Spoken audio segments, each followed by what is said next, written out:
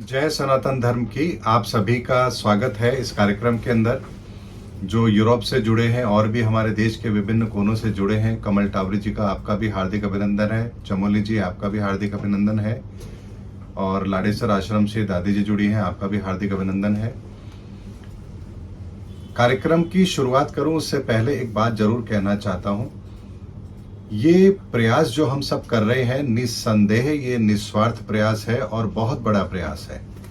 और जो कमल टावरी जी ने कहा कि मुट्ठी हमें बनानी पड़ेगी, या अलग अलग जो उंगलियां हैं इसकी मुट्ठी हमें बनानी पड़ेगी, तो कहा जाता है कि जो भी हम करते हैं, अगर हमसे कोई गलती हो रही है तो हम इतिहास से सबक ले सकते हैं।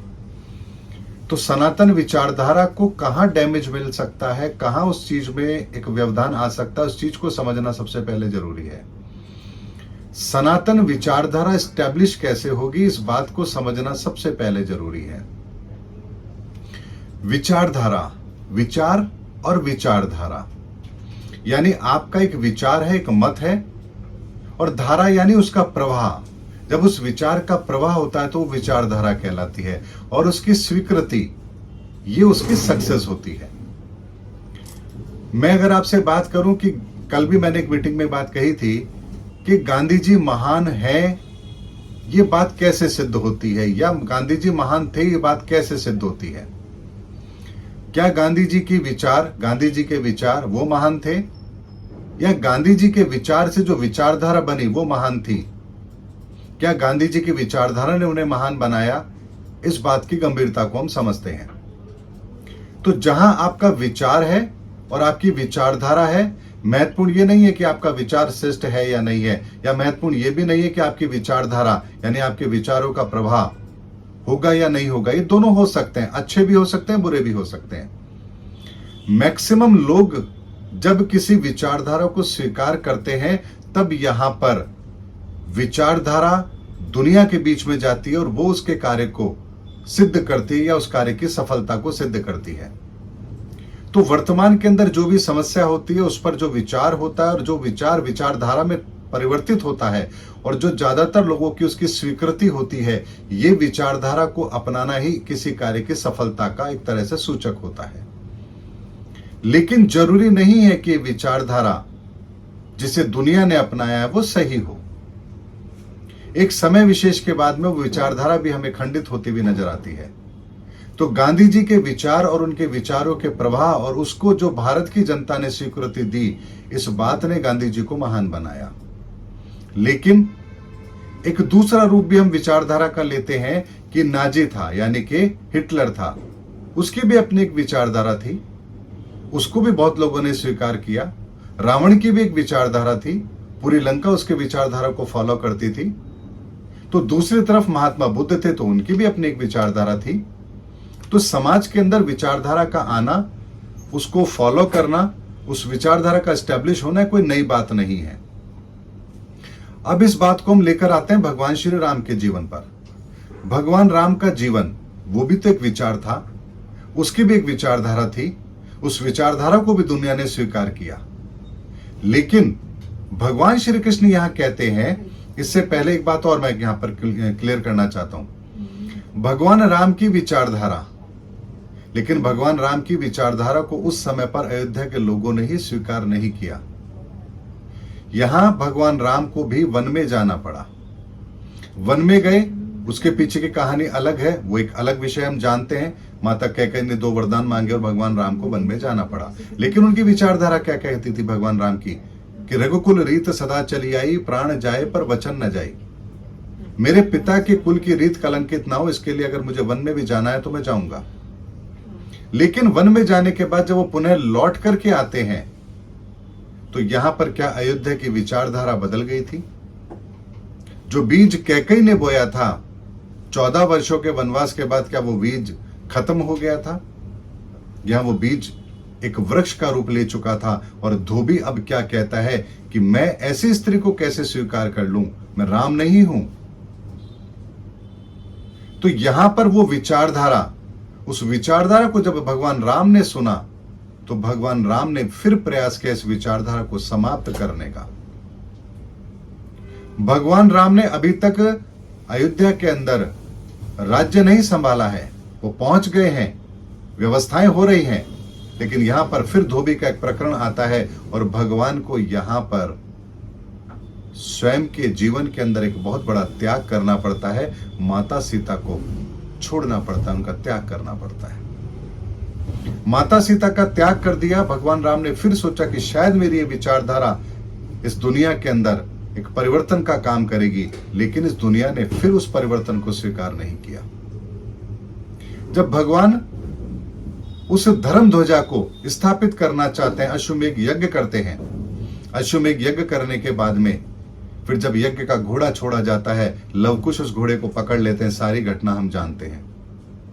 यह जब सारा भेद दुनिया के सामने आता है कि माता सीता के 2 पुत्र हैं और ऐसे ऐसे माता सीता वन के अंदर है, कहां रह रही हैं, किस तरह से पुत्रों का जन्म हुआ, तो यहां पर भगवान राम पुनः अपने उसी दरबार के अंदर, माता सीता खड़ी हैं, लवकुश भी हैं।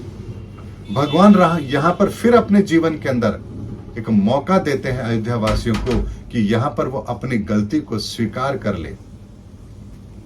माता सीता के सामने भगवान राम भी हैं, दोनों पुत्र भी हैं। यहां अयोध्या के उस दरबार के अंदर एक भी व्यक्ति पहल नहीं करता इस बात की कि वो ये कहे कि माता सीता पवित्र हैं और भगवान राम ने जो आदर्श स्थापित किया है ये श्रेष्ठ है। एक भी व्यक्ति उस दरबार का माता सीता के पक्ष में खड़ा नहीं होता है।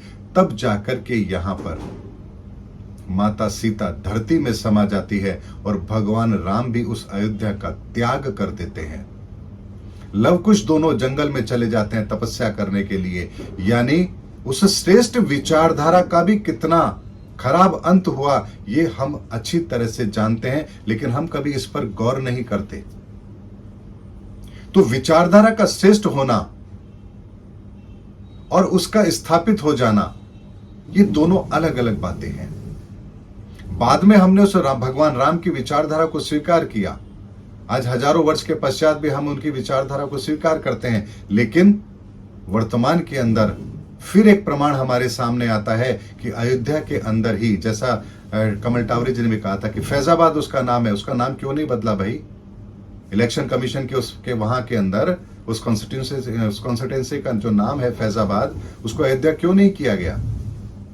तो यहां आज भी अयोध्या के वासियों ने भगवान राम को स्वीकार नहीं किया, उनकी विचारधारा को स्वीकार नहीं किया। यहां प्रश्न ये नहीं था कि कौन हारा कौन जीता, बात यह है कि जो राम के साथ थे क्या उस विचारधारा को स्वीकार किया हमने, या उसकी विचारधारा को स्वीकार किया जो भगवान राम के अस्तित्व को ही नहीं मानते? हमने कौन सी विचारधारा को स्वीकार किया, यह हमें समझना पड़ेगा।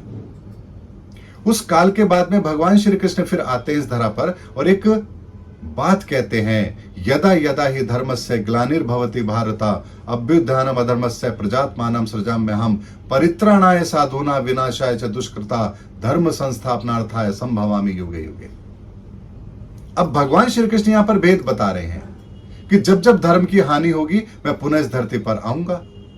लेकिन किस धर्म की हानि? धर्म की हानि होती कैसे है? विचारधारा खंडित होती कैसे है? विचारधारा दूषित होती कैसे है? तो बात फिर वही आती है कि जब आप एक विचार रखते हैं, उस विचार का एक प्रवाह होता है और दुनिया उसको स्वीकार करती है, तो यहां आपको एक आइडियोलॉजी के रूप में आपको मान्यता मिलती है। जैसे महात्मा गांधी जी के विचारों को मान्यता मिली, वो राष्ट्र के पिता बने। वर्तमान में नरेंद्र मोदी जी का आइडियोलॉजी दे रहे हैं, दुनिया उसको स्वीकार कर रही है, तो यहां पर उन्हें एक आदर्श पुरुष के रूप में, आदर्श व्यक्तित्व के रूप में एस्टैब्लिश किया जा रहा है। लेकिन जरूरी नहीं है कि जो विचारधारा इस समय पर स्वीकार की जा रही है वो सनातन विचारधारा हो या वो सही विचारधारा हो।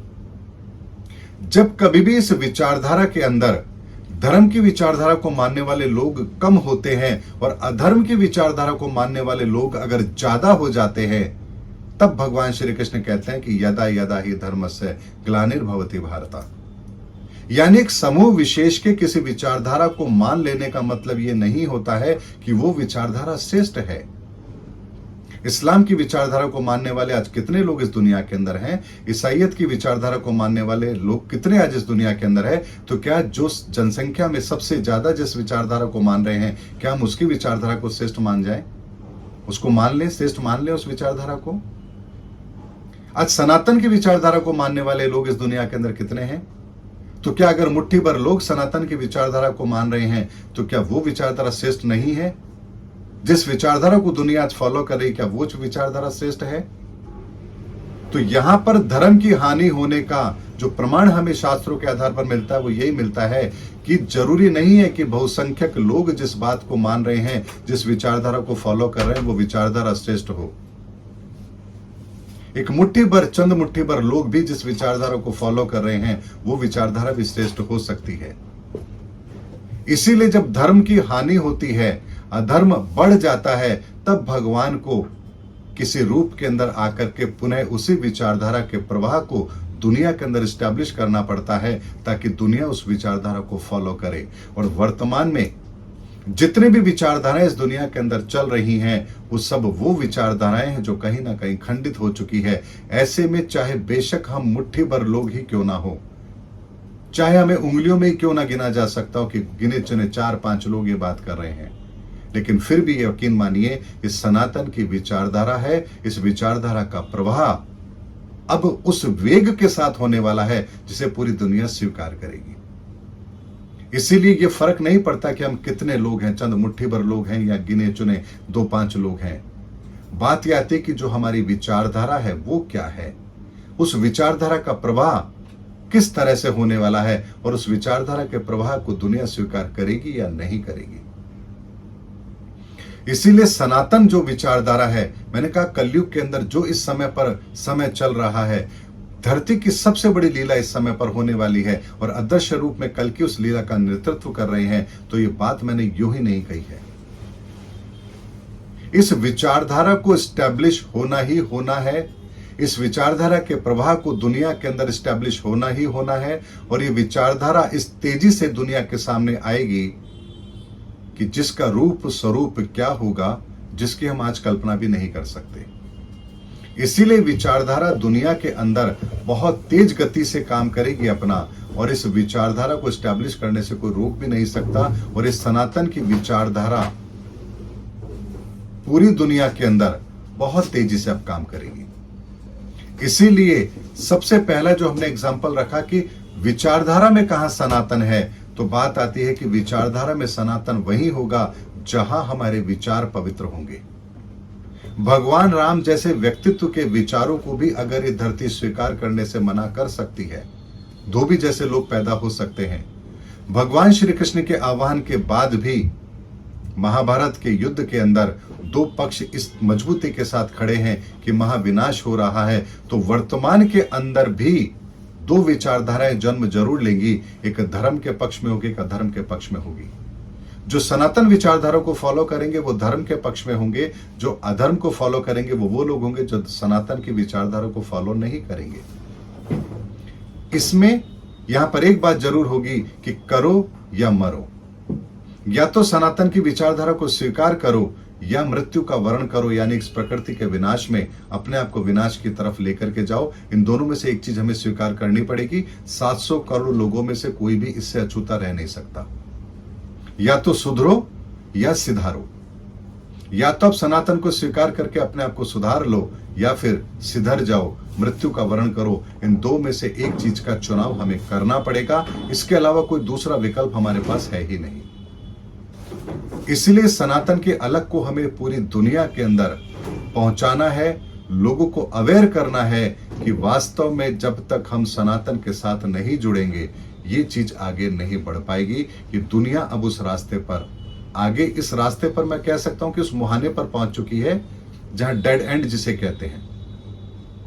अब कोई रास्ता नहीं है, आगे दीवार खड़ी है। मुझे बताइए ऐसा कौन सा काम है जो हम पिछले कई दशकों से नहीं कर रहे? नीति बनाने का काम क्या नीति आयोग नहीं कर रहा? समाज कल्याण के लिए क्या विभाग बना हुआ नहीं है? गरीबी उन्मूलन के लिए क्या कार्यक्रम नहीं हो रहे हैं? समाज उत्थान के लिए कार्यक्रम नहीं हो रहे हैं? ग्रामीण विकास के लिए कार्यक्रम नहीं हो रहे हैं? इनके मंत्रालय बने हुए हैं, अल्पसंख्यक मंत्रालय बना हुआ है, ग्रामीण विकास है, पर्यावरण है, हर जगह पर मंत्रालय बना करके भी हमने काम को करने की मुहिम को बहुत पहले से चला रखा है, लेकिन परिणाम क्यों नहीं आ रहा है? क्योंकि जो काम करने वाले हैं उनके विचार में भी सनातन नहीं है, जो इसको ग्राउंड लेवल पर करेंगे उनके मन में भी सनातन नहीं है, और जो इसका लाभार्थी है, लाभान्वित होगा, उसके मन में भी कहीं ये बात नहीं है कि ये सनातन से जुड़ी हुई चीज है। एक बहुत छोटी सी बात मैं कहता हूं, आज ही मुझे एक मैसेज कहीं से आया था, बहुत गंभीर बात थी, बात बहुत बड़ी है, इसलिए रखना भी चाहूंगा। कहते हैं कि सनातन का मतलब क्या होता है, सनातन कैसे हमें बांट करके खाना सिखाता है। इस बात का उदाहरण इस बात से समझते हैं कि जो गेहूं का पौधा होता है उसके 4 इंच यानी 4 उंगली का जो भाग होता है वो जमीन के लिए होता है। बाली से नीचे का भाग 4 इंच ऊपर से लेकर बाली तक के नीचे का भाग होता है वो पशु के लिए होता है। बाली जो गेहूं की बाली जिससे गेहूं निकलता है तो एक मुट्ठी गेहूं अब पक्षियों के लिए है। अब वो गेहूं जब पिसता है, आटा बनता है, तो उसमें से कुछ भाग फिर मछलियों के लिए होता है। जब उस आटे को गूंथ करके हम रोटी बनाते हैं तो पहला हिस्सा हम फिर गाय के लिए निकालते हैं, फिर बाकी का हिस्सा हमारी थाली में होता है और अंतिम भाग हम कुत्ते के लिए निकालते हैं रोटी के रूप में। यानी एक अनाज भी है तो उसको भी सनातन पद्धति से अगर हम देखें तो किस तरह से सनातन प्रक्रिया यहां पर उसका विभाजन करती है। यानी एक पौधा भी, उसके पौधे से उत्पन्न होने वाला अनाज भी, और उस अनाज के हमारे तक पहुंचने तक, हमारी थाली में अन्न के रूप में आने तक, यहां पर भी एक सनातन के वितरण की व्यवस्था है। ये व्यवस्था, ये सनातन है। ये नहीं कि ये सब कुछ मेरा है, इस पर मेरा अधिकार है। यानी एक छोटा सा उदाहरण ये बताने के लिए पर्याप्त है कि सनातन पद्धति, सनातन विचारधारा जब हमारे अंदर शामिल होती है तो हमारे हर कार्य के अंदर जो वितरण होता है वो समाज के हर वर्ग के लिए होता है, किसी एक के लिए नहीं होता है, सबके लिए होता है। और यही विचारधारा सनातन को महान बनाती है, जहां प्रकृति के हर तत्व का, हर रूप का, हर स्वरूप का ध्यान रखा जाता है। तो वर्तमान के अंदर भी जब हम सनातन की बात कर रहे हैं, सनातन के इस विश्व में सनातन विचारधारा को फैलाने की बात करते हैं, तो हमें ये बात समझनी पड़ेगी कि हमारे हर कार्य के अंदर, चींटी से लेकर हाथी तक, और मनुष्य के अंदर अगर हम बात करें तो हर जाति, हर मजहब, हर व्यक्ति, हर वर्ग के व्यक्ति का क्या लाभ इसमें छिपा है, कैसे उसे हम इससे लाभान्वित कर सकते हैं, ये बात हमें अपनी विचारधारा के अंदर लेकर आनी पड़ेगी। तब जाकर हमारी विचारधारा सनातन विचारधारा होगी। इसीलिए कोई भी क्रियान्विति जब हम करेंगे या कर रहे हैं तो हम इसका जन जन तक इसको लाभ कैसे मिले, इस बात का हमें ध्यान जरूर रखना है। इसीलिए हमने कहा कि आज जब हम इस मीटिंग में बात भी कर रहे हैं तो ये फायदा भी लोगों तक कैसे पहुंचे, तो हमने उसका भी एक रूप निकाला कि इस कार्यक्रम को हम YouTube पर लाइव भी कर सकते हैं, ताकि जो लोग हमारे साथ जुड़े हैं वो भी, और जो हमारे चैनल के माध्यम से जुड़ सकते हैं वो लोग भी, ये मैसेज लोगों तक जाए, लोग अपने अपने क्षेत्र में इस चीज को समझें और उसकी क्रियान्विति हो, ताकि 700 करोड़ लोगों तक के बात बहुत तेजी से मल्टीपल हो। और इसके लिए हमें काम करना है। डिजिटल प्लेटफॉर्म एक ऐसा माध्यम है जिसके द्वारा हम बहुत सारी बातें दुनिया तक पहुंचा सकते हैं।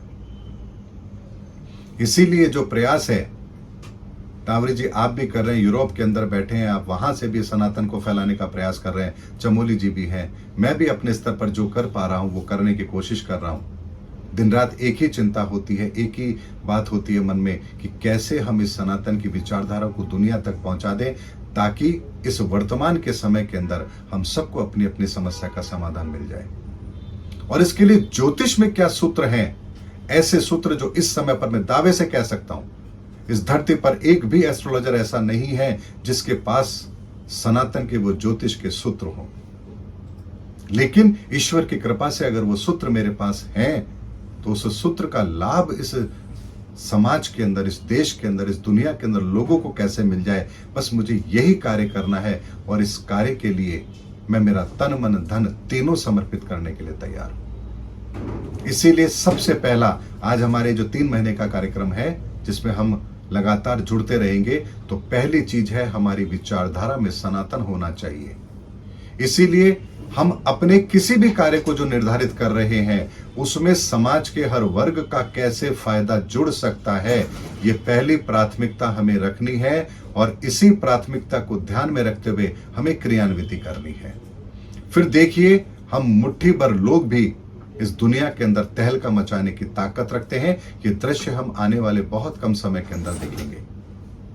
इसीलिए हमारी विचारधारा में सनातन कहां व्याप्त है, किस तरह से हो सकता है, मैंने एक एक बात उदाहरण के साथ आपके सामने रखी है। इतिहास के हर घटना को लेकर के, वर्तमान को लेकर के, वनस्पति को कैसे सनातन से जोड़ा है हमने, भगवान राम के आदर्श को, महात्मा गांधी के कार्य को, या वर्तमान के परिदृश्य को, नाजी की सल्तनत को यानी कि हिटलर के विचारों को, हर तरह से हमने अलग अलग दृष्टिकोण से जोड़ करके देखा है कि कहां विचारधारा चलती है, कहां दूषित होती है, लेकिन सनातन की विचारधारा कैसे जुड़ेगी, कैसे लोग उससे जुड़ेंगे और कैसे सनातन की विचारधारा इस विश्व को राह दिखाने का कार्य करेगी, इसका एक छोटा सा ब्लूप्रिंट मैंने आप लोगों के सामने आज रखा है। और मैं चाहूंगा कि मेरे इस आज के बात पर आप लोग अपने अपने वक्तव्य भी दें कि यहां क्या चीज ऐसी है जो मुझसे छूटी है, या कोई ऐसी बात जो यहां और शामिल की जा सकती है। मैं चाहूंगा कि यहां पर भी आप लोग ये बात रखें। हमारे YouTube पर जो दर्शक हैं वो भी हमें कमेंट्स के माध्यम से बताएं, और जो हमारे इस समय मीटिंग में जो जुड़े हुए लोग हैं वो भी मुझे इस यहाँ पर जरूर बताएं। मैं इन्हीं शब्दों के साथ अपनी बात को यहाँ कंप्लीट करता हूँ। आप सभी का बहुत बहुत हार्दिक अभिनंदन, आभार। जय सनातन धर्म की, जय सनातन विश्व।